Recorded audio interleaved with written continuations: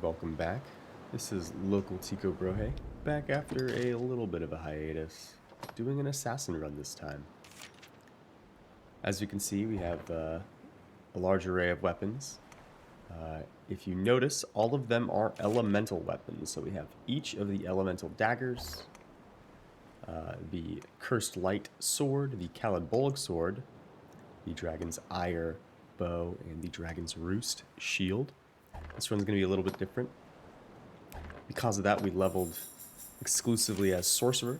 Well, 190 levels of it, 10 levels of Mage. So our stats are all crazy for an assassin. We are wearing the trophy set. Each of these pieces has a little unique boost. They don't really come into effect much.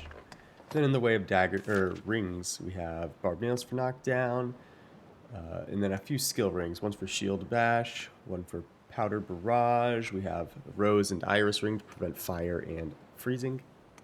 Restless ring to prevent us falling from asleep. Ring of desiccation to avoid the drenched status. We have a ring for Lycian, or eagle sight rather. And I believe we have one more. I don't remember what it is though. We'll see later though. As for skills, Snakebite for CC, kisses, masterful kill, fivefold, eagle sight, mighty bend.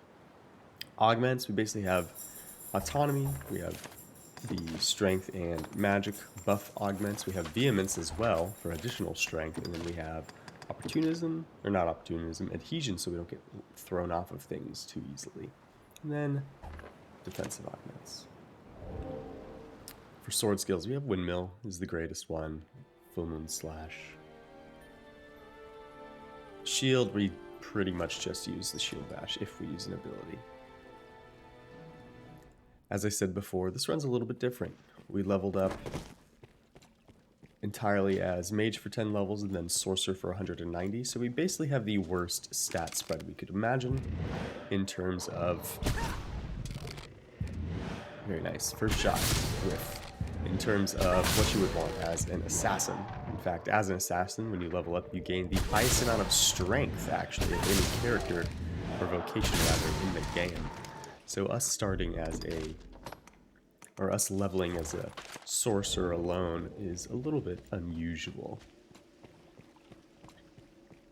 Fortunately, our weapons take care of a lot of that effect. However, to make it even more challenging, I had decided to only use the elemental weapons. This run is all about seeing how effective we can make the elemental stuff when we have leveled exclusively as the magic enhancing vocations. To see if we can rely on it to great effect. And in this case, as you saw, using the right elemental weaknesses, they are darkness, hear fire, we actually do some pretty considerable damage. Now, here it's actually because these Saurian aren't particularly strong, but you know, neither here nor there. Now the Gore Chimera is weak to ice, but Eagle Sight is still pretty effective. Now it's seen me already, so it's less effective. Almost didn't do the grab. But because it's weak to ice, we have Chilling Razors.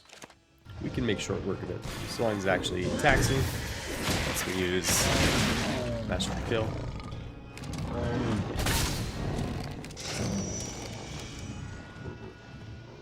Now with this configuration, we also can have Death as our carrion beast. Death doesn't really scare us. He's a little bit tedious because we don't... Death is fairly resistant to magic. We don't have an insane amount of it because our weapons don't have an insane stat for it because they are split, obviously. We have a fair amount of strength and magic on each of these weapons. It's unlike a staff, which has almost exclusively magic. The strength stat on a staff is minimal at best. But it does exist. But here, with these weapons, the stats are somewhat well split between the two stats. So having particularly high magic helps us but it doesn't help us do everything. What's more is that a lot of our abilities that we're going to use aren't going to scale with the magic stat at all anyway. So this build is not one I recommend if you're trying to play through the game. This was more of just two things. One, a challenge for myself, see how well I could do with it. And then the other is that I wanted to see what it would be like. I wanted to see if we'd be exceptionally weak, if we'd actually be somewhat strong, so on and so forth. Picking up that King Warish to heal full, that actually brings us to the next point of our run in terms of rules. I am not allowed to bring curatives in, as you guys saw. However, I am allowed to use them. But I am not allowed to stockpile them. What that means is if I lose health, I'm allowed to pick up a curative and use it, or stamina for that matter. However, I can't just hold on to curatives. Like in this room, there's a lot of King Warish. I could stockpile this King Warish and actually be quite healthy for quite a while, if I so choose. Gargoyles are weak to lightning, so we switched to Galvanic Razors. But yeah, because I'm not allowed to choose to stockpile those rations, so to speak, we have to still play fairly carefully.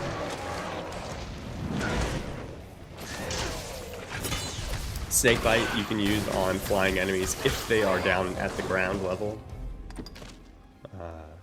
which is obviously very good. It CCs things. The reason we have Snakebite isn't because of its damage, it's not because of the poison, it's exclusively because how powerful the crowd control effect itself is. Here we're going to do this more or less like a traditional assassin, where we're just going to snipe it with sight.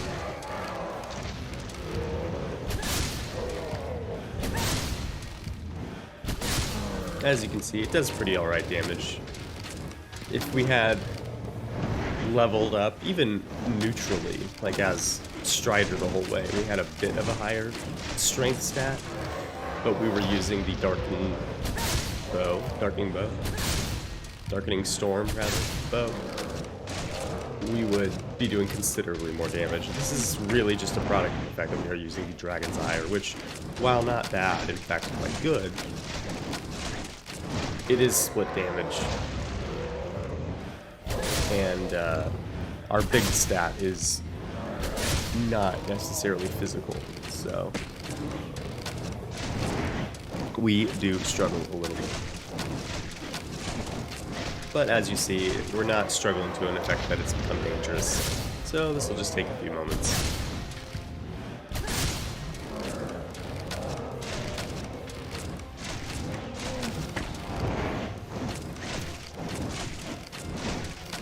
I remembered what the last ring was.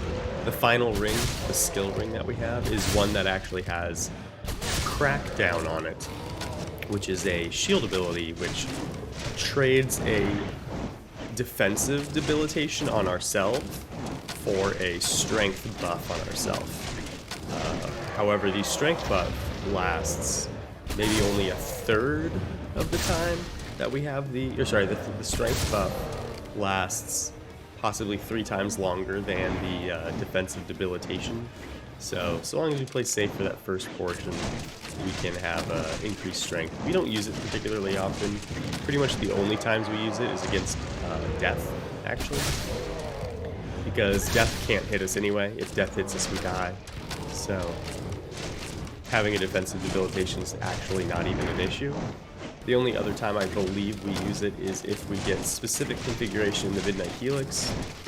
I can't remember any other time that we can use that. But, you know, we'll see it whenever we do.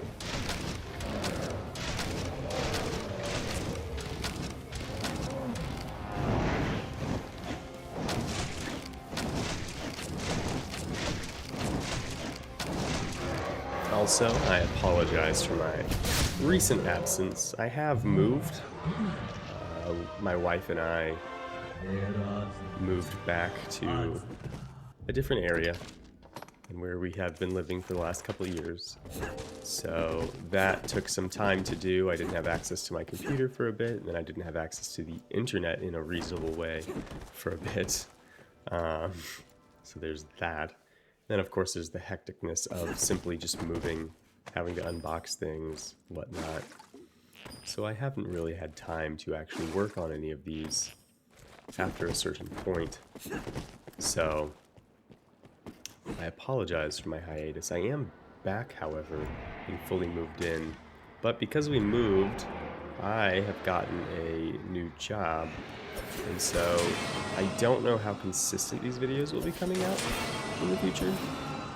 Simply because I will be working full time. Whereas recently I have not been. But I do intend to keep making videos. The pacing just might be a little bit different. So just bear with me. There's still some runs I would love to do. Obviously when Dragon's Dogma 2 comes out, I'll be playing that too. I'll actually, in all likelihood, take some time off work to play that when it first comes out, just because it's so exciting. But yeah, just wanted to clue you guys in. I'll probably make a separate post about it with like living updates. I might even make a video for it. I don't know that I will, just because my channel isn't really about my life. But I might make a post about it. But yeah, just stay tuned if you guys want more information. As we can hear already, we have Death. Death is actually going to take the space of the living armor that's here. We have the ghost configuration. I forget that at this point, but now I'm looking that way and I go, oh yeah, there's no living armor. But yeah, Death, because Death spawns so early, it takes the place of the living armor. Now here, I don't need barbed nails because we're never going to knock down Death with this build. So what I do is I get the Crackdown ring and the Restless ring. Restless is so that I do not fall asleep.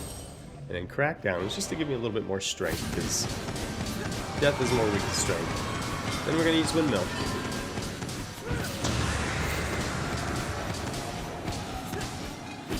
We use Windmill here because it just kind of does the highest DPS consistently at the very least. You just kind of keep slashing. Unfortunately, Death has to cooperate to some extent for it to work, but, you know. I'm allowed to just stay here. But as you see, we use Crackdown. We have a strength buff and a defense debilitation. If you keep an eye on it, which you don't need to do now, I'll let you guys know when it happens. Which is just now, actually. The debilitation just went away, but we maintain the strength buff. So we'll actually keep the strength buff for a good while. As you see, we're still churning through Death's health bar in not a terrible pace, considering we don't have any strength really to speak of, personally. Like, as a stat, as a base stat, I mean. We got a little too close here, so the bat spawned. I usually avoid these bats. Might eat that large net. We are missing 1 health. Yeah, there we go. I could eat that Scragga piece too. We are missing some stamina, but I don't really care.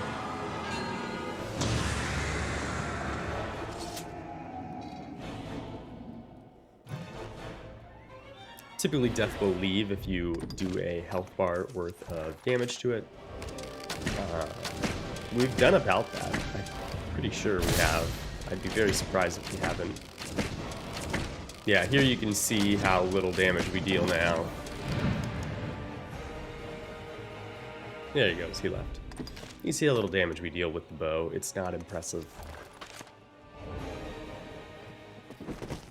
I don't know why I put these daggers on. I should have the chilling razors on. Just in case for the banshees, if I don't get preemptive bonus damage. That being said, it looks like I do, so. Unfortunately, it also looks like I missed the head. If you shoot the head, you do like 90% of its health bar. Probably slightly more than that, 95.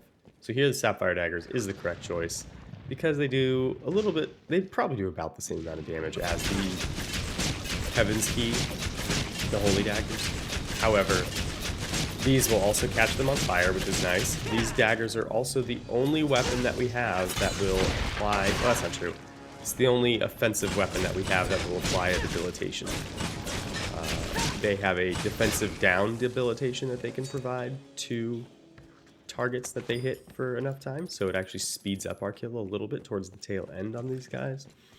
The reason I say it's not the only one is because technically the shield, the Dragon's Roost, has a strength down debilitation, but you have to hit someone with the shield a good number of times for that to happen, and it's just unlikely unless you're a fighter using the like symbol strike or whatever it's called, symbol onslaught. I don't know. These guys are weak to ice, so I climbed up here to try and hit them.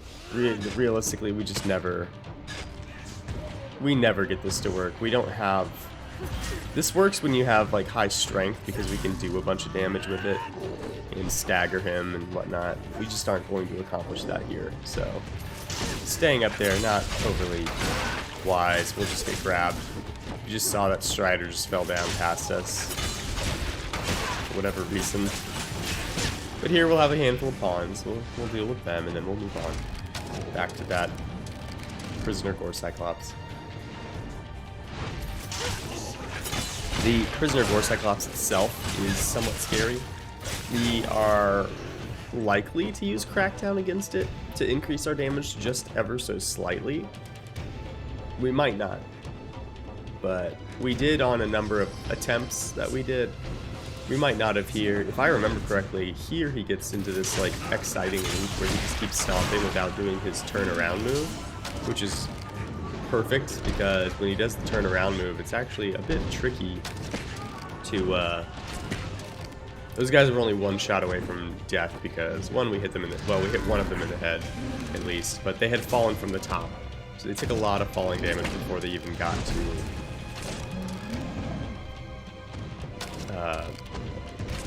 being shot by us. That guy might have just died. Because he was already low health. We saw his health bar earlier. And he just got thwacked by the hammer. For whatever reason, a few of them just jumped off the thing. Now, cutting off the helmet's exciting and all, but realistically, I don't get to use that. Like, I don't do enough damage with my bow. If we were a ranger, perhaps. Because ranger has... The Dragon's Glaze bow is ice, which is what these guys are weak to. On top of that, the ranger has...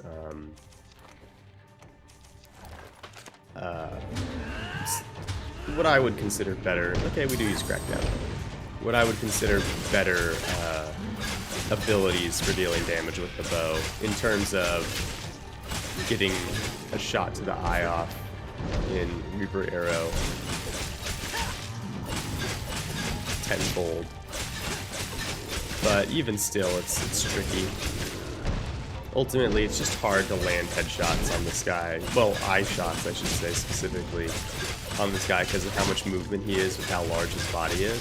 So it's just a little bit easier for me to stomp him here, unless I have something better. We do have a ranger run that is the same type of setup, same character, leveled up the same way, and then using only the elemental weapons. And we do get this guy, if I remember correctly, but we don't use the daggers on him. We actually use Corkscrew Arrow because Corkscrew Arrow hits so many times, and we're using Dragon's Glaze, which is ice damage, so we just kind of aim for the chest, and it does pretty good damage. Certainly nothing we can complain about. But here we don't have that option. So we're just kind of wailing them with these daggers. As you can see, once again we use Crackdown, so the defensive debilitation has gone away, the strength one has remained. We just have a little bit more damage. Realistically, most of this damage is probably coming from the ice factor. If you're going to do this run, it's imperative that you know the elemental resistances and the weaknesses of the enemies you're fighting, because it makes or breaks a lot of fights. The only other option I have really here is I could use the Sapfire daggers because they have a little bit more strength. They also have a higher magic stat. They also have a higher magic stat, however, it's fire, and they're not weak to fire, so it's kind of irrelevant. The reason it becomes better, though, is the higher strength stat and the fact that it gets the defensive down debilitation from being hit by our daggers. What that means is after a little bit of hits, our strikes will actually deal more damage. But if I remember correctly, in testing it was about comparable to using the ice one. But I didn't have to wait for the damage to be effective with the ice one. So we just chose to use this. I also thought it would be better to look at the correct elemental weakness and not one that simply works. That makes sense. If we had taken a bunch of damage here, another option would have been to use the Heaven's Key, the Holy Daggers. That would have been exclusively so we can get the procs of Holy, which heal us, or at least they heal the white recoverable health. 10% of our base magic defense. Since we have leveled 190 levels of Sorcerer, we actually have decently high magic defense. It's like 650 base magic defense, so we gain 65 health every time we get a holy proc, something like that. So it's actually quite good, considering we only have 3,000 and like it's like 3,048 health total. You know, 65 health is, it's not bad. It's like 2%.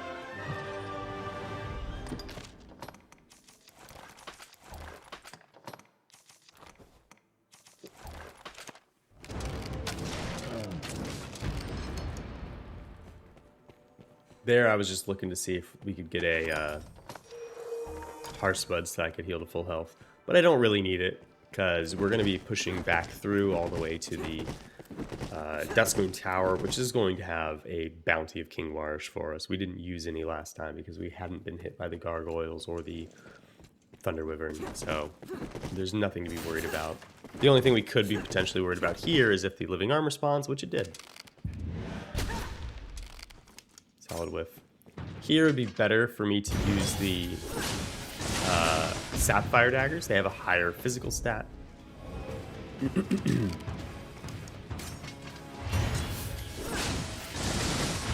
The thing about the Sapfire Daggers versus the Heaven's Key is the Heaven's Key actually have a higher Stagger and Knockdown stat to them, which means on enemies that I am borderline on getting a Knockdown on, switching to the Heaven's Keys, even if it's slightly less damage, often is a better choice. Here, I think I was testing that on this guy, because I know on, for example, Eliminators, if I use the Heaven's Keys, I get knockdowns consistently, and I can, therefore, do a little bit of extra damage while they're knocked down, because they take considerably more damage knocked down than standing. Whereas if I use the Sapphires or Shield Razors, they don't get knocked down particularly often, so the damage is a little bit more consistent, obviously, but yeah. However, there we just got a holy proc and we went back up to 3037 after being at, it was like 3,000 and some single digit number. It didn't go higher because 3037 is the end of our white recoverable health, which I didn't realize we had any because the bar was so small. But now we're missing 11 health total. Yeah, we did switch the Sapphires there. It was probably because we didn't see us get a... We didn't get a Stagger or a Knockdown, so there's no reason to hold on to that one. These daggers do notably more damage. If you guys have done an Assassin run before, and you've gotten to this part of the run, you'll note that we generally don't do that impressive damage in Phase 2, because we have such bad magic stat. Here, we actually do pretty great damage, even with the bow in Phase 2. Even with the bow, we do pretty good damage, which is unheard of. I mean, look at that. That's crazy good. You can't complain. You'd never think that as an assassin, Phase 2 would be the stronger phase for you, but here we are. And that difference is not because of our dagger difference, switching from Heaven's Keys to these. That's exclusively just the difference between our magic stats. The reason we have chosen some of the abilities that we have is because they hit multiple times, and when they hit multiple times, they get the benefit of our higher magic stat. multiple times.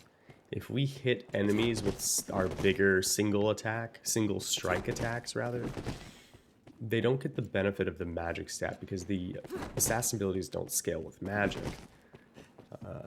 They'll take the magic damage into effect in a sense because it's hitting one time, but it's going to strike about as strong as a normal hit in that regard, and then it'll multiply the physical portion based off of whatever, you know, skill it is. At least that's my understanding. I haven't done a deep dive on figuring it out.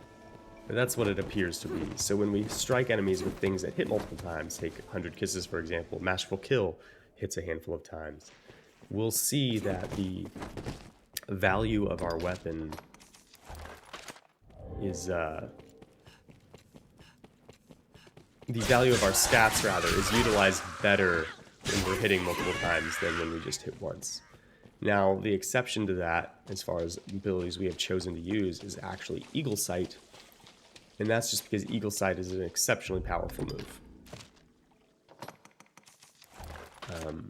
We use the Kunai here because the Sirens are dark. But Eagle Sight is an exceptionally powerful move.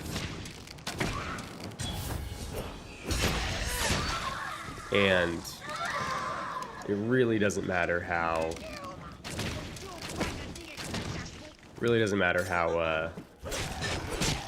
we slice it. Eagle Sight's gonna do a lot of damage to our enemies.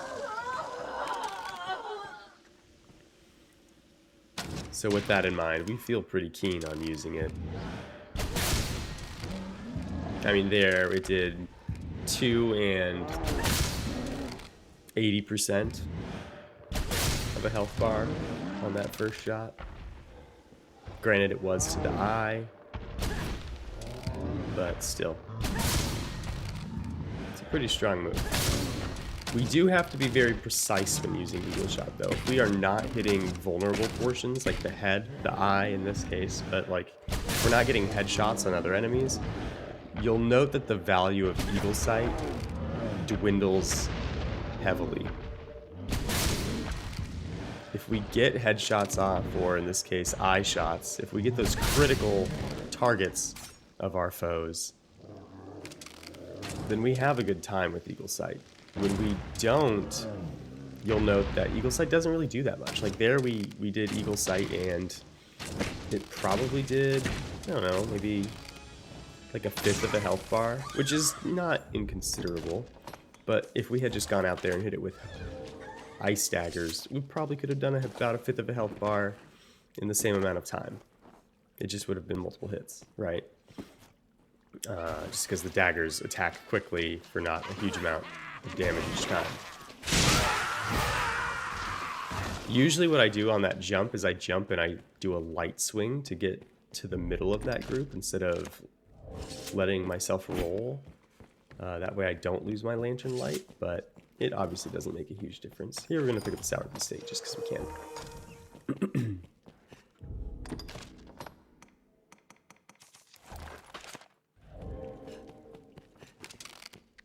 Goblin Shamans.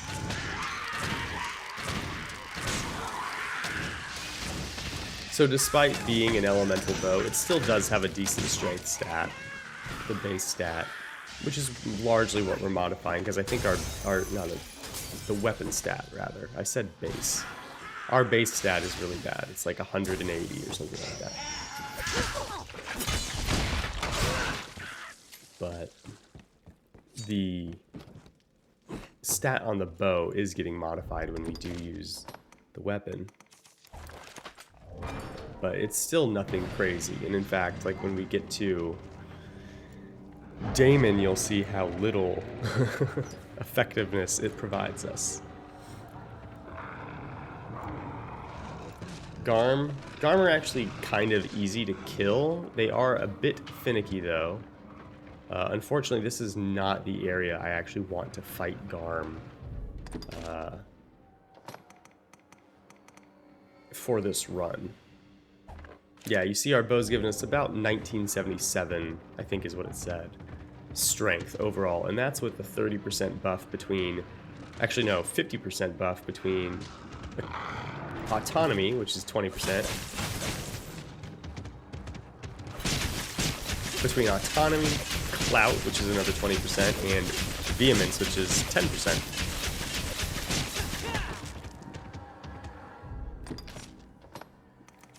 Oh, sorry, actually that was the magic stat, 1977. The physical is 1637, I think is what it said, and that's again with 50% buff.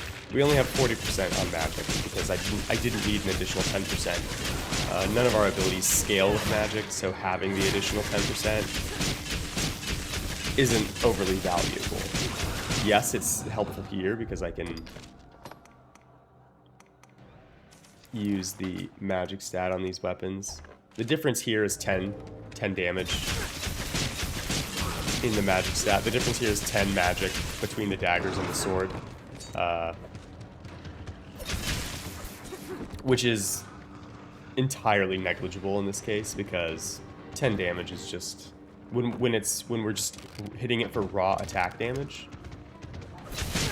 It's not valuable. So I would rather use the Heaven's Keys than not the Heaven's Keys, the Galvanic Razors rather than Caladbolg because 100 Kisses is a little bit less stamina intensive than Windmill Slash, and then it's also a little bit more consistent in terms of placement, in my opinion. One down. Garmer, like I said, I don't really like this position because it's a little bit... I would prefer to have them in a place where I can isolate them better. While we can isolate them relatively effectively here, being able to hit them after isolating them is what is awkward, in my opinion. That was an Eagle Sight with preemption bonus damage, so we did a little bit more than a health bar. About a health bar and a quarter, frankly. Pretty good. We take those here. We don't have our lantern on, so it does not see us. One thing to note about this game is if you are in darkness, you actually have the ability to hide quite effectively. Enemies will not see you as easily. Can they still see you? Yeah, it's very possible, but they actually have to work for it a bit. And in that case, that guy hadn't seen us, so we get preemptive bonus damage. Stealth is not a standard mechanic to this game, and I wouldn't say it's a mechanic really at all in terms of implementing it. But if you choose to play your character a little stealthy, turn off your lantern, break line of sight between your first shot and the target running up to you, you can actually make pretty good value out of being sneaky and stealthy. It just might not be the most obvious way to do it.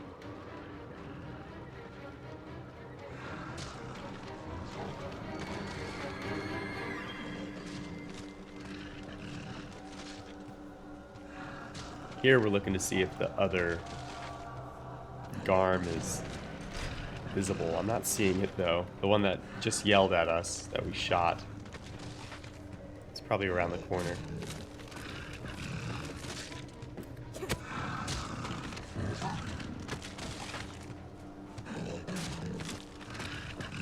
So here I'm trying to get to a specific spot. And the spot I'm trying to get is dead center on the Garm's face and slightly higher. Slightly higher than neutral. What that does is it makes it when we actually aggro him, it won't shake us off. The problem is, when you climb, the camera doesn't just operate the way you want, so I'm having an extremely hard time actually maneuvering to the position I want to be in. It's just, the game just isn't letting me do it. And then the hitbox for this guy while he's eating is goofy. Like there, I'm trying to grab, and it's just not... That's close to the right spot. That's probably the correct spot. So what this is going to let me do is... While I'm climbing on the Garm, he will do 2 attacks. Or 2 different activities, I should say. Actions. One is he will shake to try and loosen me off. And if I'm positioned correctly, I won't take the stamina damage. Not physical damage, but stamina damage. I won't lose any stamina for it, other than just the stamina loss you have when you climb anyway. And then the other thing he'll do is roll, which knocks you off if you're on his sides. By standing in that specific spot I was talking about, which is actually pretty close to right there. I think we're a little bit low, but that's okay. But by staying in a spot, when he shakes, we don't lose stamina, and when he rolls, we're not knocked off. Now, this becomes a little bit more complicated when the Garm rolls into objects. So there he was rolling into that torch, which made me a little bit nervous. Now he's kind of rolling close into that little brick wall. If he managed to roll, or it, I guess I should say, I don't know if these are guys, girls, but if it managed to roll into that wall,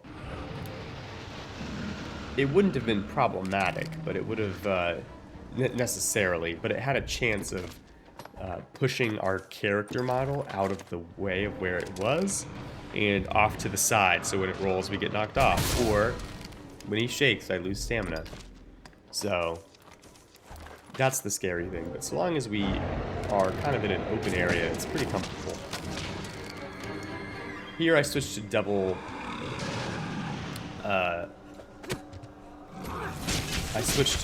barbed nails because if I get an extra stagger off, it's safer.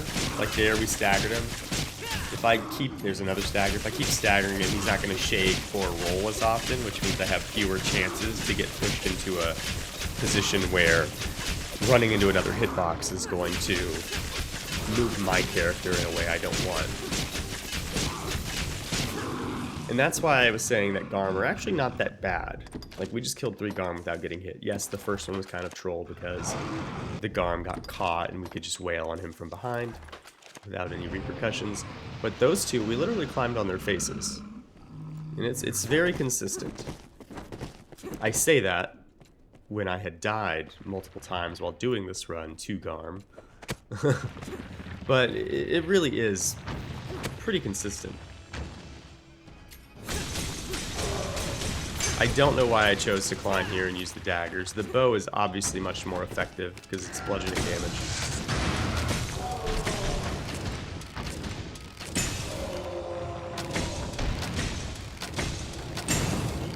This is like the perfect pose for him to be in, because we can just hit all of his medallions. We've already gotten hand, but we got the bottom of his foot already, and he hasn't already fallen all the way down, so he still is active.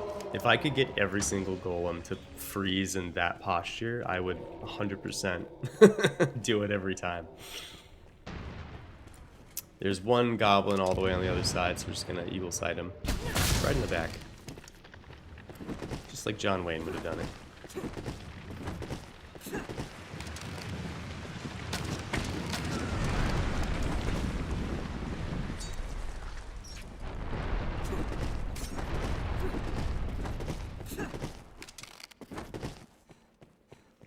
That is a joke for all the John Wayne fans, because he doesn't shoot people in the back very often. He was all about being the honorable guy in his movies.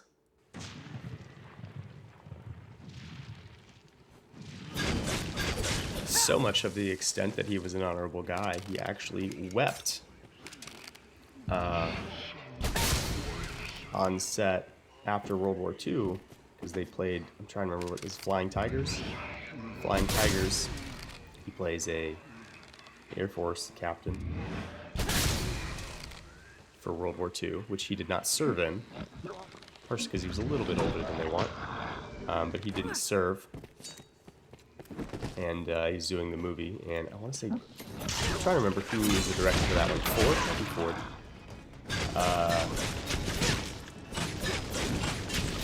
Whoever the director was chewed into him a little bit, because the director did go to World War II, not to fight, but to film different things, and obviously had seen the horrors of war, and was more or less berating John Wayne and John Wayne felt terrible because he didn't have the option to serve. Very noble intentioned man, at the very least.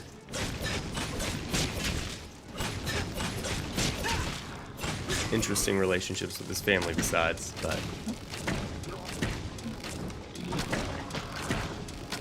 shooting people in the back is not his thing, is my point. It is just a joke. Before the John Wayne stands get in the comments.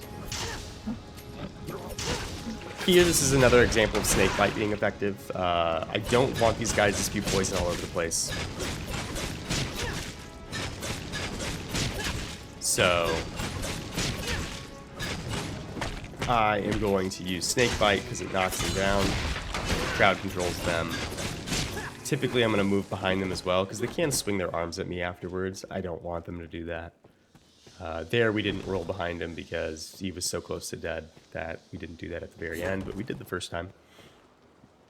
But yeah, Snakebite we can use to great effect to keep these guys from frankly doing anything. Same thing with these guys. If we land the hit, of course, Snakebite will prevent these guys from casting. It'll prevent the Striders from doing their thing. Obviously, against the Striders and the fighter pawns, the Snakebite is less effective than Masterful Kill, but we can't really Masterful Kill the Sorcerers because they don't have a move that we can Masterful Kill. But as I said, very effective against the Mage Pawn, Sorcerer Pawn, Magic Archer Pawns, what have you. I am looking for a Hearth, but there is one literally behind us and I just don't notice it, so I'm like breaking crates to see if we get one. And there it is. Just one Hearth will do the trick. I just want to be full health. Full stamina is a little bit irrelevant because I don't have that many things to kill now. And then we also have some Pyre Pipe on the tree over here, I believe, that we can grab. Yeah. Excuse me.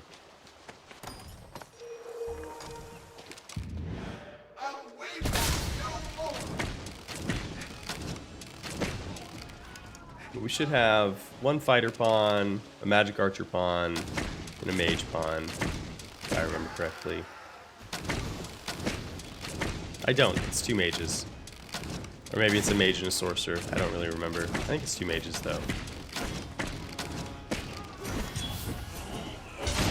But as I said, we don't really need that much more stamina.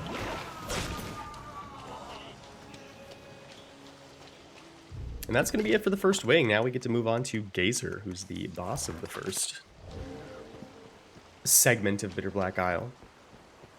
Gazer, along with Vile Eyes, the Evil Eyeball, all of the eye enemies are all weak to holy damage, so we will actually use the Daggers here to effectively use the Daggers. We want to climb onto his eye. We could also kill the tentacles and let him manipulate himself so that he shoots himself in the eye with the big tentacle, but it's slower, a little bit more risky because we have to dodge a lot more casts from the tentacles for that to work out. I would have preferred to avoid as many as we can, so what we'll do is we'll just jump onto the eye here. Generally what I want to do is I want to evade the eye until, or I want to evade all of the casts until I see him cast the Lightning ability. The Lightning ability, while it will travel through his body and hit you, it will never deal enough damage to knock you off. And that's what's important to me. If we were unlucky and we jumped there and he used the Ice ability and we didn't get all the way onto the eye quick enough, because he did use Ice there, if I got hit by the Ice while climbing on him, I typically will get knocked off. And I don't want that. Here we switch to the sword. We didn't have to. The Daggers are very effective. In fact, probably just as effective. The reason we're doing it is exclusively because I want to for style points. We're going to use Great Windmill on this. Obviously, we could use Kisses on this as well, and it would be just as effective. But Windmill, we don't get to use as often. And so here, we're going to use Windmill. That's it. That's the only reason. In all actuality, Windmill is a great move. It's not... Let me rephrase. Windmill is a fun move. It's not a great move.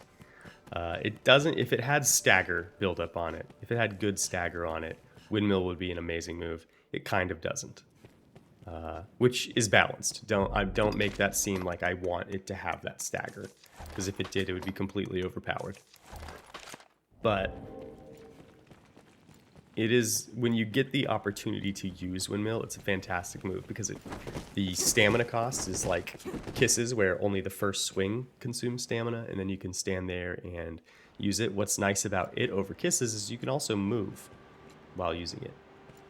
Here we switch to the Shield Razors because if we had Strigoi, Strigoi are weak to ice.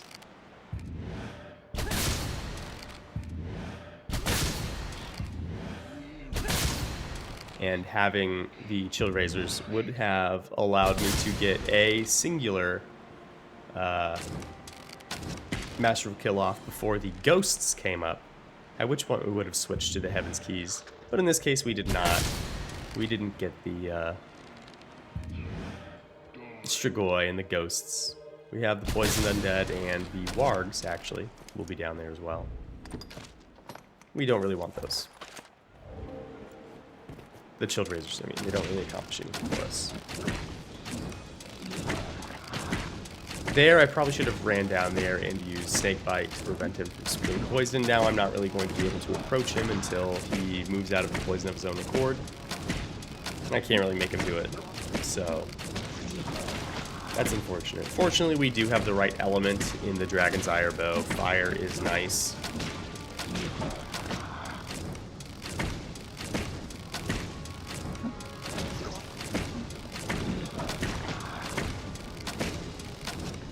And in having the high magic stat, we actually deal that fire damage a lot more than we normally would with the bow. But it is still not the way I would prefer to deal with these guys, so I would prefer to get that preemption bonus damage with the eagle sights to the head.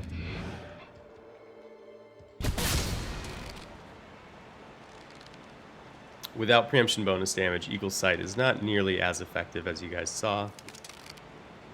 Not hitting the head, it's even less effective as well. That's why you don't really see me using it in combat very often. It's usually just how I open a fight. Okay, goodbye. Next we're going to have Wargs. This is the only time, I believe, we use Fivefold. We're also going to use Curse Light so that we can use Full Moon Slash. Gives us iframes, but it also hits them when we use them. These guys are not strong, so having those iframes is pretty effective. Simply because if we did get one Full Moon Slash off, we probably would kill in most circumstances. That's why we use that over Daggers, which gives us iframes for free. We just can't retaliate during them. But again, Fivefold, very effective, only because we can kind of funnel them by walking backwards. The roots to our left are going to have Leap Worm, so we're going to hug the outside wall here. If we wanted to, we could also stand from that little window that we just passed and shoot the Poisoned Undead to try and get preemption bonus damage and kill them before we have to enter combat, but we didn't. That's okay. Pilgrim's Gauntlet. Pyrosaurian in every configuration, so we are a little bit cognizant of that.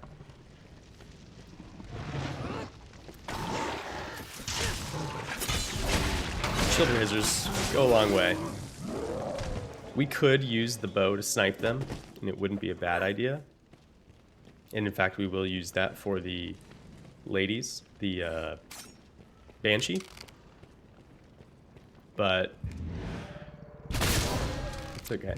Yeah, so this is Pyrosaurian. Using a fire arrow to shoot the Pyrosaurian, and we still did a good portion of its health, right? Like that's maybe a quarter of its health with a fire arrow. We weren't even aiming at it. I don't know if we got the head, but not bad.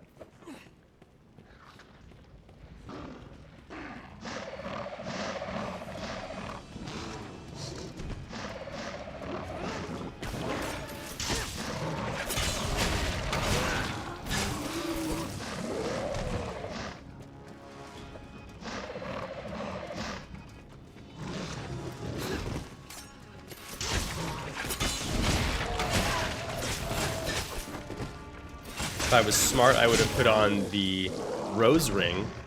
What the Rose Ring does, as I mentioned in the intro, is that it prevents us from taking fire damage. In that case, I don't mean fire damage itself, I mean it prevents us from catching on fire. So we won't take that fire damage over time. If an enemy is hitting us with fire, we'll still take fire damage. It's not 100% fire resistance or anything like that.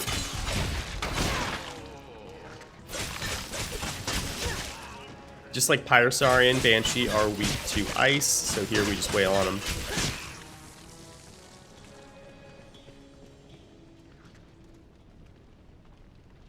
Very easy.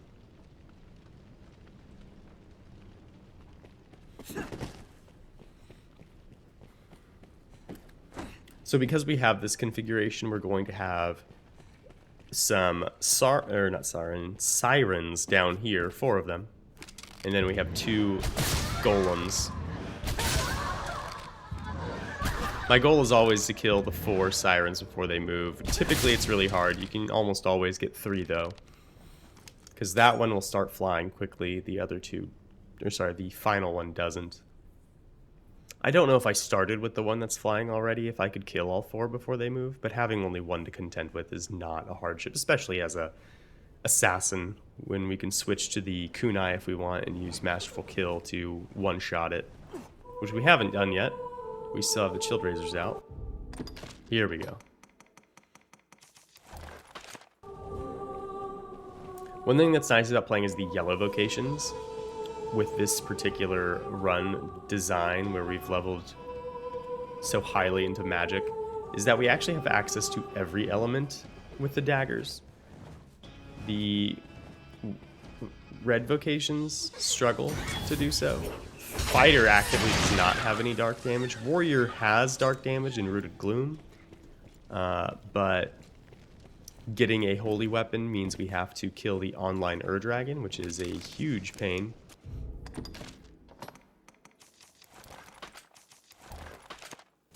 Because you can't get it from the offline Ur-Dragon.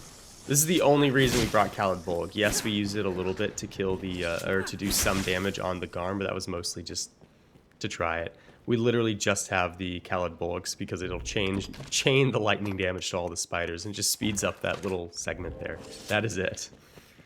I don't know why I put the sword on, frankly. I should not have the sword on. I should have a set of daggers on so I have dodge roll. I don't know what I was thinking. I guess I just realized.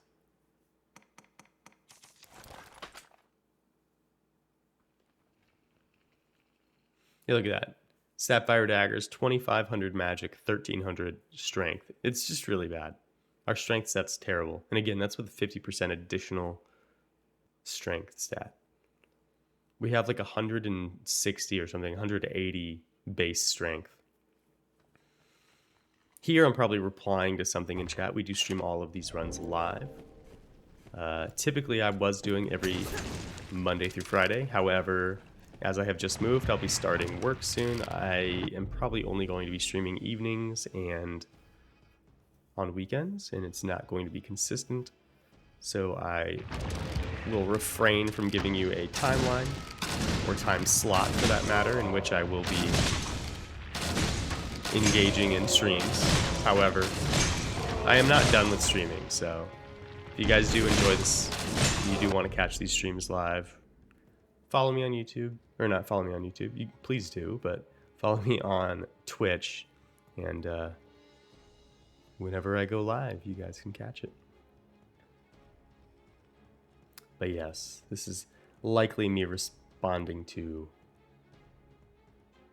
stream. We actually recorded this one of our first streams after me returning. So there were a lot of catching up to be done with the various denizens of Twitch.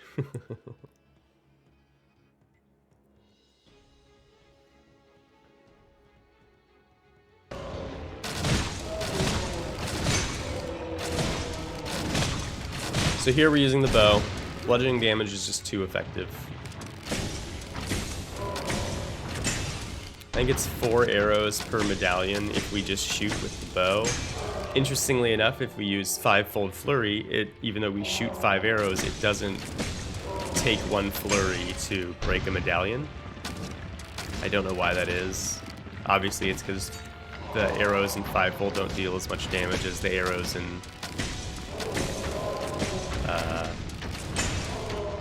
normal circumstances. But I don't know. It's probably to balance the speed at which 5-fold comes out. It probably would do the same amount of magic damage, however. By that I mean, if we were fighting an enemy that was weak to magic, it would probably take the same amount of magic damage between 5 arrows as it does with 5-fold. But because 5-fold is actually a strength ability, it actually does less. You probably just don't notice it because generally you have more strength. And even if it's like 0.9%, or not 0.9%, even if it's 90% or 0.9 or even 9.5 of the damage, it would still be incredible damage for the speed. But because our strength is so low, it's just overly noticeable. Okay, we're missing just a little bit of health. There are a couple chests out here that we could open. And crates that we can break to heal up. There's a Hearthspud that's full health right there. Boom. But yeah.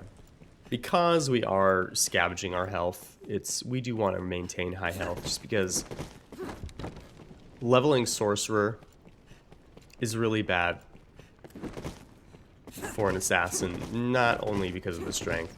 We have exceptionally bad defenses. Like, our base defense is really low. Our base magic defense is actually pretty high, but our base physical defense is pretty low. And most of the enemies deal physical damage. Period. In general. After that, we also have really low health. Our maximum health pool is just over 3,000. Generally, I have a health pool that's just over 4,000 on like a normal run.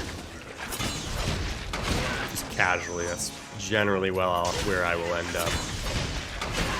Not that I min-max to get there, mind you, but that's just kind of generally where it ends up.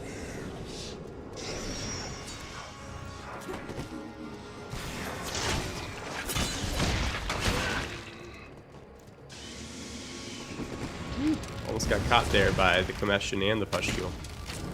Barely got out in time. But anyway, so we combine bad physical defense with a low health pool.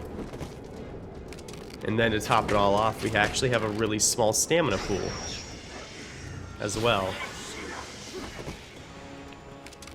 Which obviously doesn't directly translate into resistance or anything like that, but it does limit the amount of things we can do. We can't spam Eagle Sight as many times as we'd like. We can't use certain abilities as consistently and as often. We can't sprint for as long. So if in a fight things get hairy and we need to sprint away, we don't have as much stamina to do that. If we've been using abilities and then we have to sprint, the likelihood that we run out of stamina is pretty high. Earlier when we were fighting the Thunder Wyvern, we almost ran out of stamina because we just don't have that much. So Assassin's pretty rough. That's actually the big drawback to playing a Sorcerer the whole way up when you plan on being a Sorcerer, is because at the end of leveling you just don't have that much stamina, and Sorcerer's abilities are actually somewhat stamina intensive and somewhat expensive.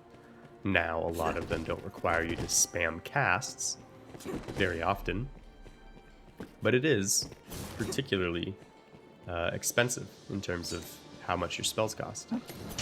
Here, Sapfire into Snakebite to avoid poison. So because he's got his poison down, we're not going to wail on him. We'll choose to hit this guy, that way we can be behind him. But we will alternate between the two of them to knock him down with Snakebite. Because it's just too damn effective. Once again, I don't want to be in front of him because they can just whip out with their arms and swing at me even while down. And I don't want that, so we'll just walk behind. Now the poison's gone, so we can freely take on this guy without really risk of repercussion. There, our lantern went out, so we'll add some oil to it. That is the only resource that I stockpile for the run, the lantern oil. I start with 2 in my inventory. I probably could choose not to have 2 in my inventory, but it depends on how long our run goes. Particularly long runs that we have, like for example the shield only run, or basically any solo fighter or warrior run, because we don't have range damage. They end up being extremely long runs, and it's difficult to make it to the end without our lantern just being dark. Perfectly bisecting those stacks, we can avoid the leap worms jumping out at us, so we do that to avoid them instead of having to deal.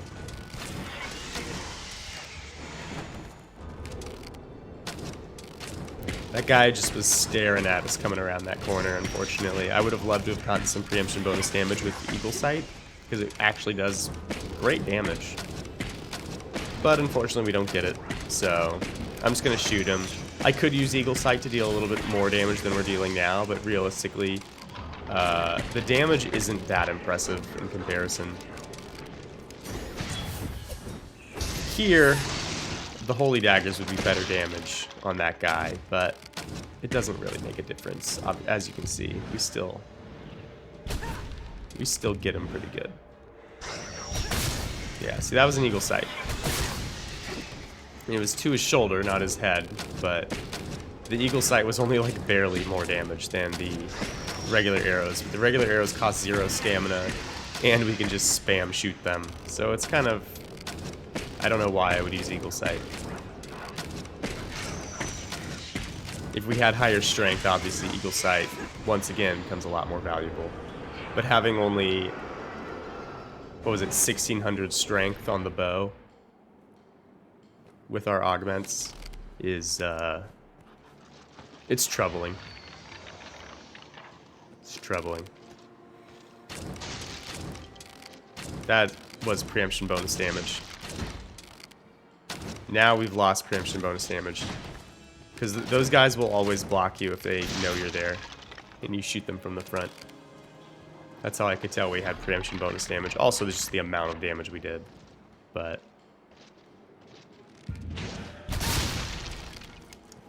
nice. I always think it's funny when they start swinging at, like, crates and things. There we go.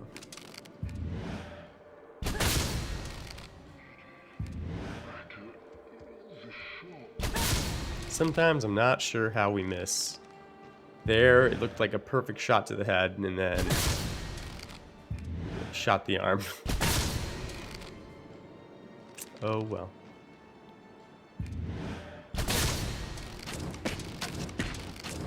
Struggling though.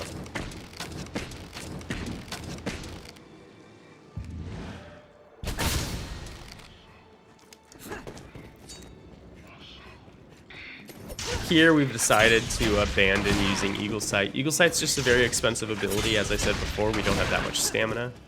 And I keep missing. So Eagle Sight's really good if I don't miss the critical points, the headshot. If I miss the headshot though, Eagle Sight becomes less valuable rapidly. So instead I'll opt for using Snakebite and just wailing on these guys with basic attacks, regular light attacks. So that 1, my stamina can recover, and 2, we'll just kill him a little bit. You know, we'll kill both of them a little bit faster. Because realistically what would have happened if I kept using Eagle Sight is I would have run out of stamina killing the second one, and then we'd still have this guy to contend with. This way we end at about the same pace that we would if we were at least landing half of those. But we end with almost full stamina, so we can progress our run.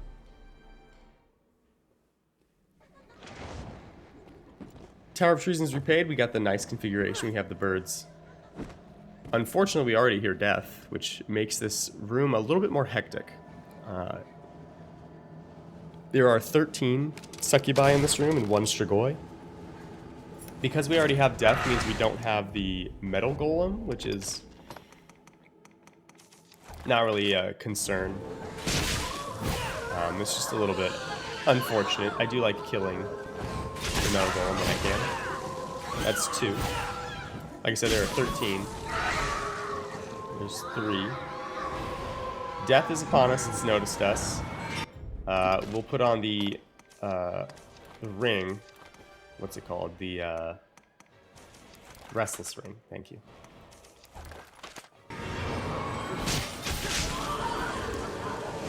Succubi are weak to holy damage. That's why I have the sword out. Slightly more holy damage than the daggers. I think that makes 6. Because death is already here, they're actually being very aggressive and flying at me, which is nice. I don't know if that was 7 or 8.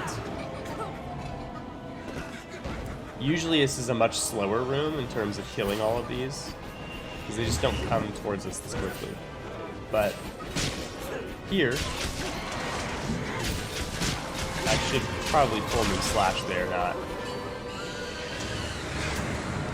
I shouldn't have used that ability. I should have used full moon slash because she was behind me, and I could have hit her and him at the same time. But that's okay.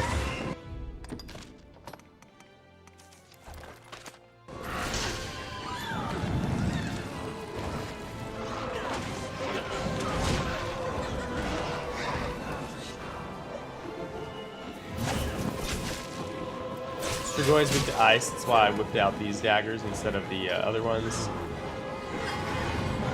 Realistically, the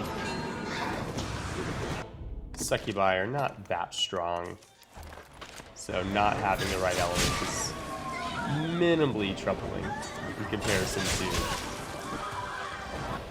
the strigoi. The strigoi, however, much more resistant. And I have lost count. When I did this live, I count out loud. I need to know when 13 runs out, especially if we have death spawn, because if I run out there and then I get grabbed by a succubi, death has a really easy time scything me or putting me to sleep if I don't have a restless ring. So, yeah. But in this case, death was spawned in the moment we entered the room, which is unusual. I don't know that I have that happen particularly often. Usually death, if he spawns, will spawn like after like 5 or so. The siren. Not siren, succubi, but you know, whatever. We'll probably switch to Crackdown ring. Yep, there we go. We'll put the shield on and the sword.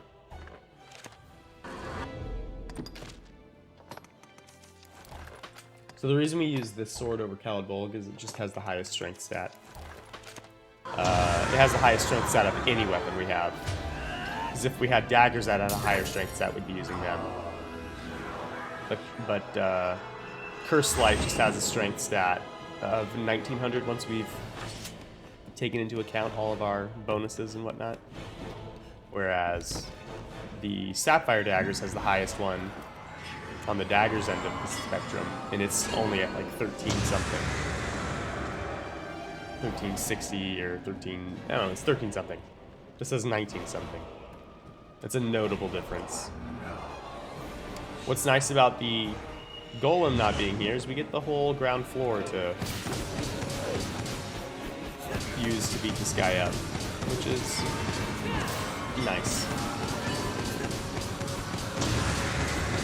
I'm used to having to jump across scaffolding and the platforms and whatnot, and it's not overly troubling, but it is a little bit nerve-wracking because you have a non-linear area, a non-open area to evade Death's Scythe with, and he's got some regen.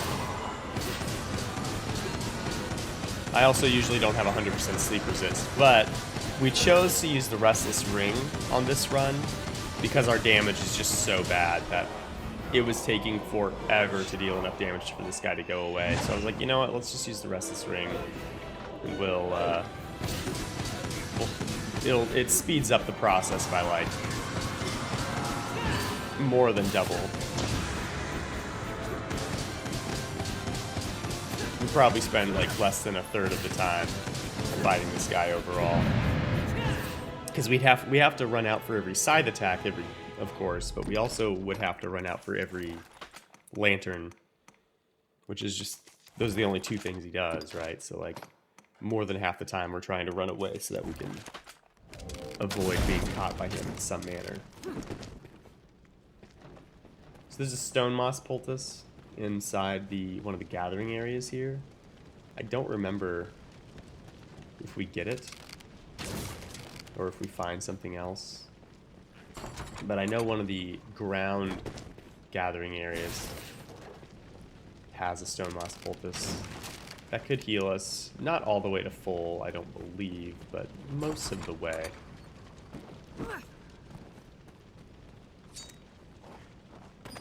There it is. Yeah, see, most of the way. It's like half of what was missing, which we'll take. We're only 700 health shy of max. 699 shy of max health. So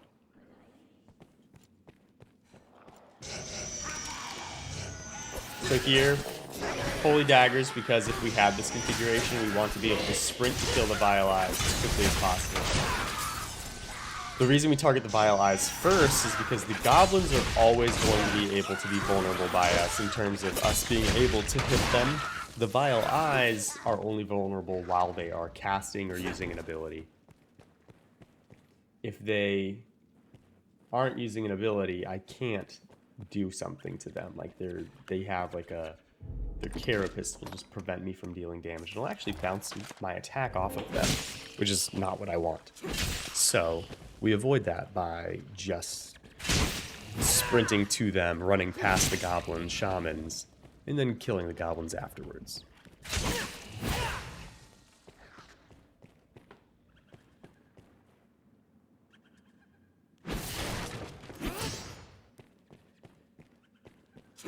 Here I'm just looking for a curative.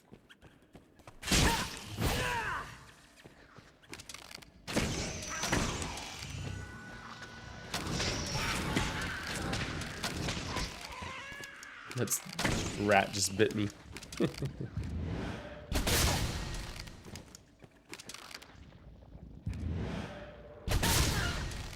see if I kill the last rat before we take on the other guy. Damn. We do. Next we're going to have the Silver Knight.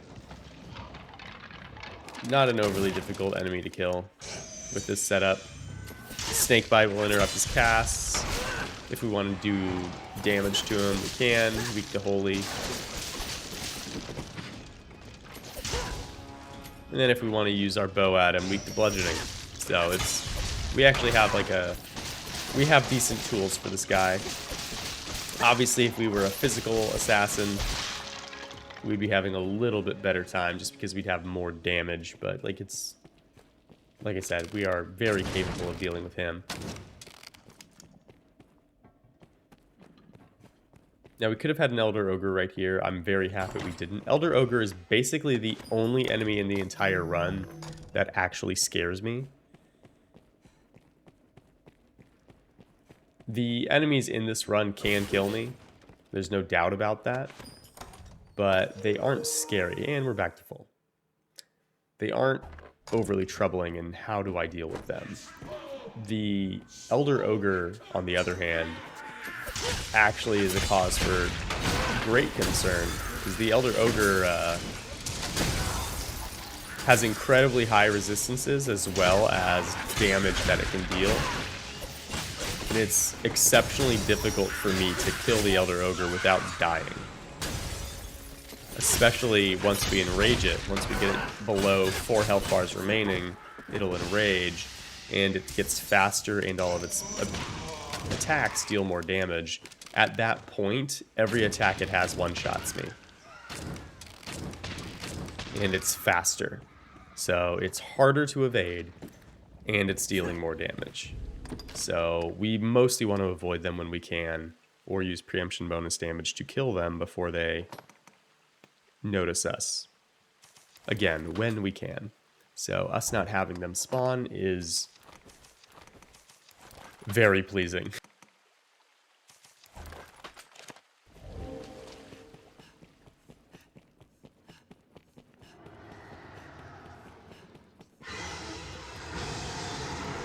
Dark Bishop. The dragon's actually kind of the hard part here. Not actually hard, it's just we want to try and kill the dragon as abruptly as possible. And by abrupt, I mean we want to kill the dragon before it does this attack here. Before it finishes the attack at the very least. And it's kind of tricky to do because we don't have great damage for it. It is weak to Holy. Powder Blast does do damage. It's just not great damage, is the thing.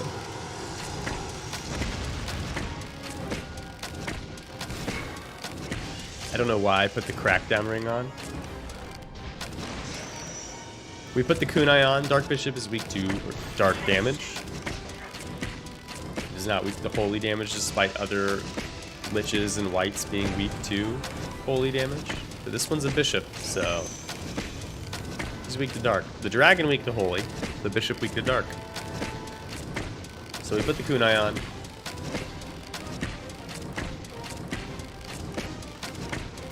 I don't know what my game plan is here, or rather, I don't know what I was thinking while doing this. Generally, what I want to do is I want him to drop a single pustule, so that I know I have a window of opportunity to hit him from melee. There's the pustule. Maybe I just didn't remember the first one falling in the heat of the moment, like I autopilot killed it, and then didn't think about it beyond that. But the next thing I want him to do is to cast the holy ability he just used, which is Furor, so I can close the distance and hit him. Because Furor casts on your person wherever you are. So, wherever you were when he started the cast, I should say.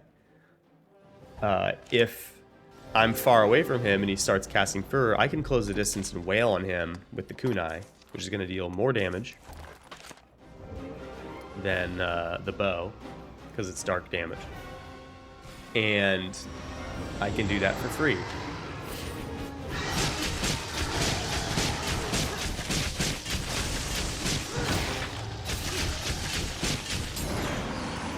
Unfortunate.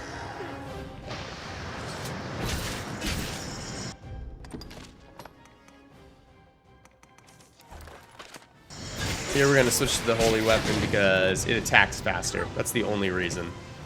The physical stat on the sword is not really getting a whole lot of value because it's not that high. So I would just prefer faster attacks so I get higher magic. Higher utilization of our magic stat, rather, so we get higher holy damage coming out.